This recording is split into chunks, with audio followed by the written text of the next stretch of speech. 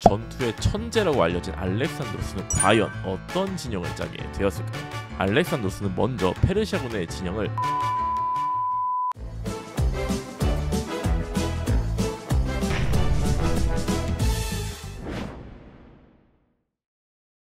안녕하세요. 쉽지만 깊이있게 방앗간 세계사의 춘닥터입니다. 때는 기원전 333년, 지금으로부터 무려 2300여 년 전의 일입니다.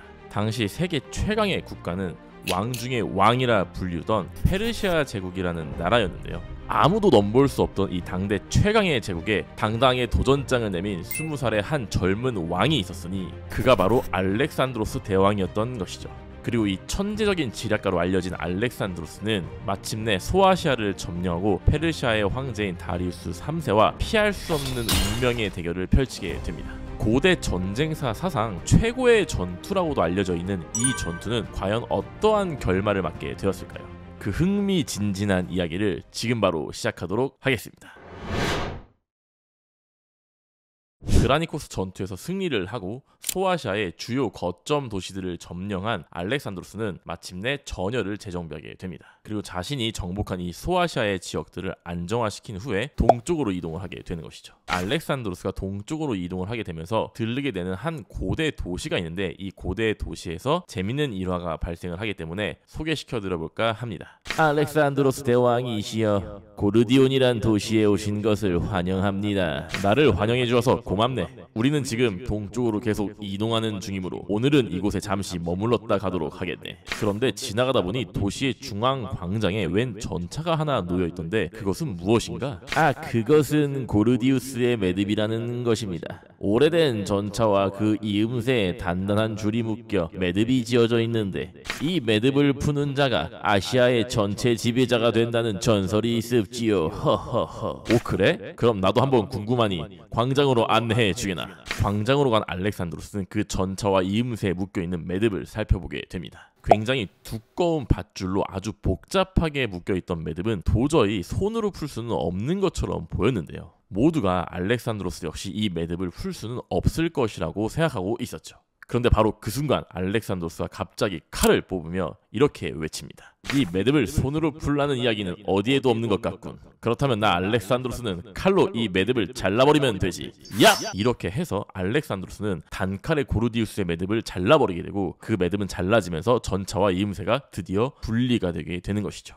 아시아의 지배자가 나타날 것이라는 전설이 여기서 막을 내리게 되는 순간이었던 것입니다. 이 일화는 콜럼버스의 달걀과 함께 어려운 일을 새로운 발상으로 해결하게 되는 예시로 종종 쓰이게 되는 일화인데요. 어쩌면 이것은 알렉산드로스의 진취적인 발상과 창의적인 아이디어 그런 것들을 보여주는 재미있는 한 일화라고도 할 수 있을 것 같습니다. 자, 이렇게 고르디우스의 매듭을 칼로 자른 알렉산드로스는 계속 동쪽으로 이동을 하게 됩니다. 특히 이 소아시아 지방을 넘어서 계속 동쪽으로 진입을 하게 되면 이 서아시아 지방인 시리아로 진입을 하게 되는데요. 그 산맥 이름은 타우로스 산맥이었습니다. 문제는 이 소아시아의 동쪽 지방과 타우루스 산맥이 굉장히 척박하고 험준한 지형이라는 점이었는데요. 척박한 지형이 계속되고 험준한 산맥을 넘게 되면 병력들이 지치게 될 것이다. 그리고 이때 만약 페르시아군이 공격이라도 해온다면 우리는 굉장히 위기에 처할 수 있으니 최대한 빠르게 통과해야 할 것이다. 이렇게 해서 조급하게 타우로스 산맥을 건너게 되는 것이죠. 하지만 페르시아의 황제였던 다리우스 3세는 전열을 재정비한다는 핑계로 이 알렉산드로스를 공격할 수 있던 좋은 기회를 날려버리게 됩니다. 이렇게 해서 최대 고비를 넘긴 알렉산드로스와 우유부단했던 황제 다리우스 3세는 시리아의 작은 평원인 이소스라는 평원에 결집을 하게 되는 것이죠.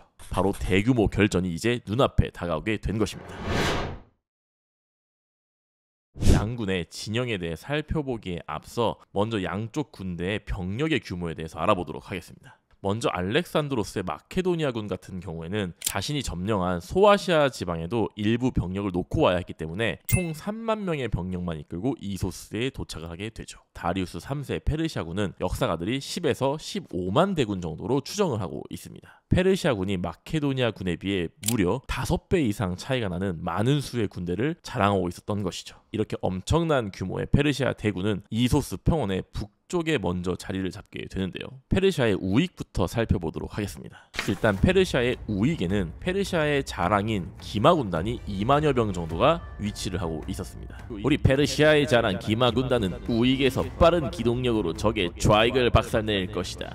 그리고 페르시아의 중앙을 살펴보시게 되면 일단 워낙 많은 수의 병사들이 있었기 때문에 페르시아의 중앙군 같은 경우에는 굉장히 두껍게 겹겹이 포진한 형태를 띠고 있었습니다. 총 4겹의 두꺼운 포진을 한 형태였는데요. 그 가장 앞줄에는 스파르타 용병단 2만여 명이 포진을 하고 있었죠. 스파르타 용병단은 그리스에서도 가장 최강의 전력을 자랑하는 군대이다. 가장 앞장서서 저 마케도니아 중무장 보병을 박살내줄 것이야. 하하. 그리고 스파르타 용병단 뒤에 두 번째 줄에는 황제를 호위하는 최정예 근위 군단인 이모탈이 1만여 명 포진해 있었죠. 그리고 그 이모탈 뒤로는 역시 페르시아의 황제인 다리우스 3세가 화려한 전차 위에 타서 중앙에 위치하고 있었습니다. 그리고 나머지 페르시아의 대규모 경보병들이 그 다리우스 뒤에 예비 병력으로 뒤를 받치고 있는 형태를 띠고 있었던 것이죠. 마지막으로 페르시아의 좌익을 살펴보도록 하겠습니다. 이쪽 같은 경우에는 페르시아의 기병과 경보병의 혼합 형태인 혼성부대를 배치시켰었는데요. 이 혼성부대는 기병과 경보병의 조합이었기 때문에 기동력이 빠른 그런 특성을 갖추고 있는 부대였습니다. 이 부대를 좌익에 위치한 목적은 바로 알렉산드로스의 주력인 최정예 기병이 보통 우익에 위치했기 때문에 페르시아의 좌익에 위치해서 이 기병의 진로를 방해하기 위한 목적으로 이 혼성부대를 배치했던 것이죠. 좌익의 혼성부대로 알렉산드로스의 최정예 주력인 기병을 묶어버릴 수 있을 것이다. 우리는 알렉산드로스의 기병이 묶여있는 틈을 타서 페르시아의 자랑인 우익의 기마군단과 중앙의 스파르타 용병단이 마케도니아의 핵심 중무장 보병을 양으로 밀어붙이며 그들은 우리를 당해내지 못할 것이야. 하하하. 다리우스 3세는 아마도 이렇게 생각을 하면서 진영을 짜지 않았을까, 그렇게 생각을 하게 됩니다. 자, 그렇다면 전투의 천재라고 알려진 알렉산드로스는 과연 어떤 진영을 짜게 되었을까요? 알렉산드로스는 먼저 페르시아군의 진영을 자세히 살펴보았습니다. 그리고 역시나 뛰어난 지략가다운 통찰력으로 페르시아군의 의도를 명확하게 간파하였죠. 페르시아군이 어떻게 나올지 보이는군. 그렇다면 우리도 그에 맞춰 추가 진영을 갖추도록 하겠다. 먼저 알렉산드로스는 좌익에 그의 오른팔 장군이었던 파르메니온의 중무장 보병을 얇고 길게 배치시킵니다. 그리고 우익에는 자신 알렉산드로스를 포함한 최정예 전력 기병을 포진시키게 되죠. 사실 이것은 이전에 벌어진 전투였던 그라니코스 전투 때와 기본적으로 같은 형태의 진영이었는데요. 하지만 알렉산드로스는 여기에 그치지 않고 추가적으로 새로운 부대를 편성하게 됩니다. 먼저 좌익인 파르메니온의 중무장 보병의 왼쪽 끝에 테살리아 기병을 추가로 배치시킵니다. 페르시아의 우익이 발빠른 기마군단이므로 그쪽을 상대할 때 가장 좌측을 보완할 필요가 있다. 기동력이 강한 적을 상대해야 하는 만큼 우리도 속도전에 능한 테살리아 기병을 배치한다. 그리고 알렉산드로스는 이어서 우익인 자신의 부대 옆에 오른쪽에도 추가적인 부대를 편성하게 됩니다. 페르시아의 좌익은 우리의 주력 부대인 기병을 방해하기 위한 혼성 부대이다. 그렇다면 우리도 저 혼성 부대를 상대하기 위해 마찬가지로 기병과 보병을 섞은 특수 부대를 편성하여 저들을 상대하도록 하자. 이렇게 해서 마케도니아의 가장 오른쪽 끝에는 발빠른 기병과 또 가벼운 옷차림을 한 보병이 혼합된 특수 부대가 포진을 하게 되는 것이죠. 기원전 333년 11월 드디어 양군의 운명을 건 대결이 이소스 평원에서 펼쳐지게 됩니다. 먼저 페르시아 같은 경우는 강력한 공격력을 자랑하는 페르시아 우익의 기마 군단이 전진을 시작하게 되는 것이죠. 동시에 알렉산드로스군 같은 경우에도 알렉산드로스군 가장 오른쪽에 편성돼 있던 특수부대가 움직이기 시작합니다. 특수부대는 페르시아의 좌익인 혼성부대를 제거한다. 혼성부대가 제거되어야 우리의 진짜 주력인 최정예 기병이 페르시아를 향해 단숨에 일격을 가할 수 있다. 뛰어난 지휘관 아래 잘 훈련되었던 알렉산드로스의 특수부대는 단숨에 페르시아의 좌익의 혼성부대를 격파하기 시작합니다. 페르시아의 좌익의 혼성부대 역시도 기병과 보병이 혼합된 형태였지만 알렉산드로스의 특수부대가 워낙 강력하고 빠르게 돌격해오자 당황을 하게 되는 것이죠. 아니, 어떻게 적은 수로 저렇게 빠르고 강력한 힘을 발휘한단 말인가? 알렉산드로스의 특수부대는 매우 강하구나. 퇴각하라. 이렇게 알렉산드로스의 특수부대는 강력하게 페르시아의 좌익을 몰아붙여서 결국 혼성부대를 전장에서 이탈시키게 됩니다. 그리고 그 사이 페르시아의 우익 쪽에서는 기마 군단이 맹공을 퍼붓고 있었는데요. 우리는 페르시아의 자랑 기마 군단, 적들을 단숨에 섬멸시키자. 가자! 페르시아의 자랑인 기마 군단이 맹공을 퍼붓게 되자 알렉산드로스 군의 가장 좌측에 있던 테살리아 기병이 그 기마 군단을 상대합니다. 우리 테살리아 기병은 비록 수는 적지만 숙련되고 뛰어난 알렉산드로스의 기병이다. 결코 겁먹지 마라. 뒤를 돌아보지 말고 기마 군단을 최대한 막아내라. 양쪽에서 치열한 전투가 벌어지고 있는 사이 드디어 페르시아의 중앙군도 움직이기 시작합니다.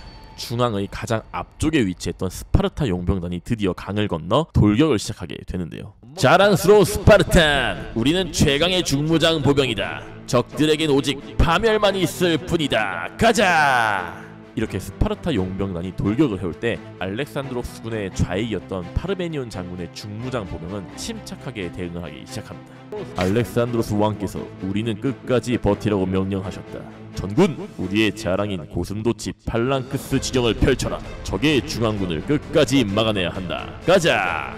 이렇게 해서 페르시아의 중앙군이 스파르타 용병단이 맹렬하게 공격을 퍼부었음에도 파르메니온의 팔랑크스 진영은 굉장히 단단하게 그들의 공격을 막아내게 되는 것이죠. 한편 특수부대로 페르시아의 좌익을 제거한 알렉산드로스는 드디어 자신의 최정예 기병 3000기를 이끌고 왼쪽 옆구리를 노리기 시작합니다. 페르시아 중앙군의 정 가운데에 황제 다리우스가 있다. 왕을 사로잡으면 전투는 반드시 승리하게 되어 있지. 가자! 우리는 페르시아의 중앙을 가르고 다리우스를 잡으러 간다. 와! 빠르게 페르시아 중앙군의 좌측 측면으로 다가간 알렉산드로스와 그의 기병단은 상대적으로 약한 그들의 옆구리를 격파해내기 시작하죠. 페르시아 중앙군의 가장 앞줄에 속해있던 스파르타 용병단 같은 경우는 가장 앞에서 파르메니온의 중무장 보병을 상대하고 있었기 때문에 알렉산드로스의 기병단을 막아야 했던 부대는 황제의 최정예 근위대인 이모탈 부대였습니다.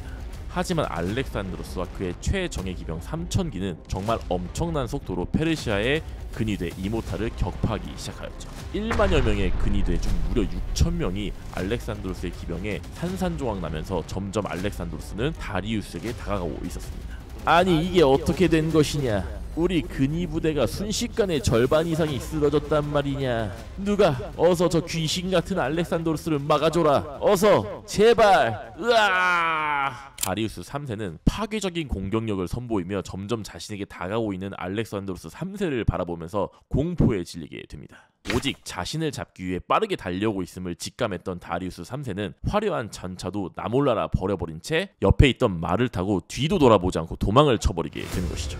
황제가 도망친다! 다리우스 3세가 도망치고 있다! 황제가 도망쳤다는 소식은 빠르게 페르시아군 전역으로 퍼지게 됩니다. 그리고 황제가 도망친 것을 가장 먼저 발견하게 된 것은 페르시아 우익의 기마 군단이었죠. 이럴 수가, 황제가 도망치다니. 더 이상 의미가 없다. 우리도 빨리 도망치자. 으아! 뒤를 돌아보고 도망치는 페르시아의 기마 군단에게 테살리아 기병이 그 뒤를 쫓아가 큰 타격을 입히게 됩니다. 한편 페르시아 중앙군인 스파르타의 용병단의 공세를 잘 막아내고 있었던 파르메니온의 중무장 보병들도 드디어 공세로 전환할 기회를 찾게 되는데요. 적의 뒤는 뚫렸고 페르시아의 황제는 도망쳤다. 이제 우리도 공격할 찬스가 생겼다. 페르시아의 중앙군을 섬멸하자. 가자! 한편 다리우스를 잡기 위해 최대한 속력을 내면서 적진을 파괴시키고 있었던 알렉산드로스는 다리우스가 자신의 예상보다 빠르게 도망치게 되자 순간 당황하게 됩니다. 지금 페르시아 황제 녀석을 놓치면 언제 또 기회가 올지 모른다. 끝까지 쫓아가보자. 이리야! 알렉산드로스가 도망치는 다리우스 3세를 끝까지 쫓아가려 하던 찰나에 파르메니온의 전령이 도착을 하게 되죠. 전하, 저희가 처음에 계획했던 대로 페르시아의 중앙군을 모두 괴멸시키는 것이 우선인 것 같습니다. 다리우스는 이후에 또 잡을 기회가 있을 것이니 전투에 집중해 주시길 바랍니다. 알겠네, 파르메니온 장군. 아쉽지만 지금은 계획대로 페르시아 군대를 괴멸시키는 것에 집중하겠네. 이렇게 해서 다리우스를 쫓아가는 것을 포기한 알렉산드로스는 페르시아 중앙군의 후방에서 페르시아군을 포위하고 일격을 가하게 되죠. 그리고 페르시아 중앙군의 전방에는 파르메니온의 중무장 보병이 돌격을 하게 됨으로써 페르시아 중앙군은 앞과 뒤 그리고 측면 부분까지도 포위를 당하게 되면서 괴멸을 당하게 됩니다. 전사자 11만 명 대 500명. 고대 역사에서 가장 유명한 전투 중에 하나로 남게 되는 이소스 전투는 알렉산드로스의 완벽한 승리로 막을 내리게 됩니다. 가장 중요한 최대의 승부처에서 완벽한 승리를 하게 된 알렉산드로스와 허겁지겁 도망치게 된 다리우스의 운명은 과연 어떻게 되었을까요? 이 흥미진진한 이야기는 다음 영상에서 또 말씀을 드리도록 하겠습니다. 영상이 재밌거나 유익하셨다면 구독과 좋아요, 알림 설정 부탁드리고요. 춘닥터는 다음 시간에 또 만나도록 하겠습니다. 안녕.